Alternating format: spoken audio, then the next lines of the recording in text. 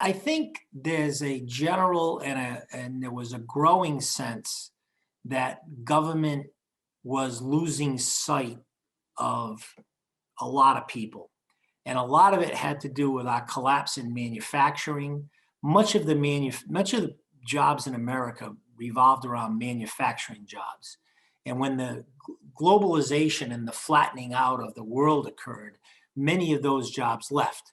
They went to Indonesia, they were in China, they went to Mexico.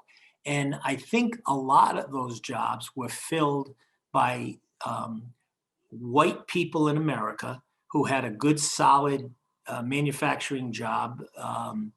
That was mostly the uneducated white, the high school and under, not the college plus, but they felt that the country had deserted them, that by allowing these trade treaties and allowing companies to leave America to manufacture, these people got left behind. And as the mills closed, you got angrier and angrier people. Trump came along at the perfect time in 2016 to take advantage of that anger. They wanted somebody that was willing to fight. They wanted somebody that was willing to stick up for them. And so even though most of his policies and most of the Republican policies in America kind of favor the owners of the factories and the richer people, were willing to vote against their economic self-interest in the short term, thinking that in the long term, he would be able to bring these manufacturing jobs back to America. Now, some of his support is rock solid no matter what. He has the Christian evangelical movement. I would say over half of his base, probably low 20s, 22, 23%, are these Christian evangelicals who the abortion issue is a huge litmus test issue for them. And he had it. Biden has always been a strong pro-choice person who's allowed it.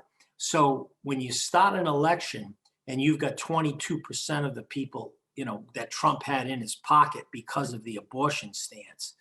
Now, I will say this, Trump's somewhat of a fraud on that because before he ran for office, he was pro-choice. He switched to pro-life and became, he was opposed to abortion rights as he became a more conservative Republican candidate.